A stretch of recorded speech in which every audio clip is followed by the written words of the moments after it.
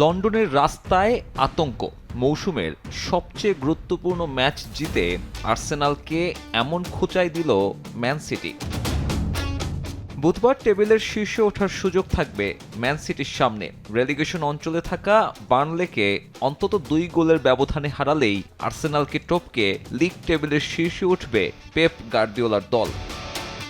এদিন এতিহাদে গোলের দেখা পেতে অপেক্ষা করতে হয় মাত্র 17 মিনিট। 10 মিটার দূর থেকে রায়ান চেরকির ডান পায়ের শটে লিড নেয় স্বাগতিকরা। চলতি মৌসুমে দুর্দান্ত ছন্দে সিটির নাম্বার 10 প্রথম ফুটবলার হিসেবে 10টার বেশি গোল আর অ্যাসিস্টে নাম লেখালেন এই ফরাসি উইঙ্গার। লিড টেকে মাত্র 34 সেকেন্ড। সিটিকে ডোবানোর দায়ে গোলরক্ষক দোনারুমার। কাই হাভার্টসের প্রেসিংয়ের সামনে অসহায় আত্মসমর্পণ ইতালিয়ান গোলকিপারের। গোল হজমের এমন ধরন নিজেরই হজম করতে কষ্ট হচ্ছিল দোনারুমার।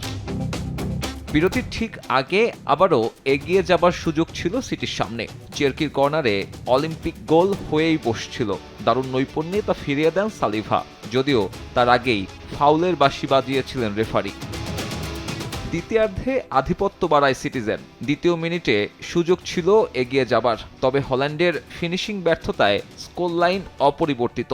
51 মিনিটে একইভাবে সুযোগ হারিয়েছেন ডোকু।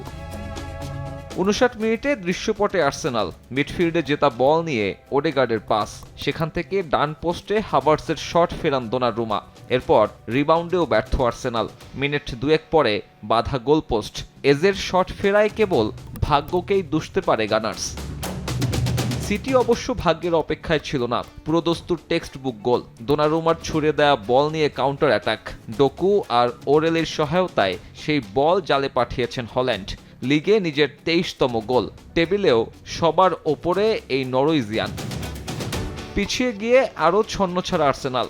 বলার মতো একটাই সুযোগ আসে যোগ করার সময়ে। ডান থেকে লিয়ান্দ্রো ট্রসার্ডের ক্রস খুঁজে নেয় কাই হাভার্টসকে, তবে লক্ষ্যভ্রষ্ট হেডে কপাল পড়ে গানারদের। এবারে লিগ শিরোপাটাও হয়তো হাতছাড়া হয়ে গেল মিকেল আর্তেতাদের। সাব্বির মিথুন, সময় সংবাদ।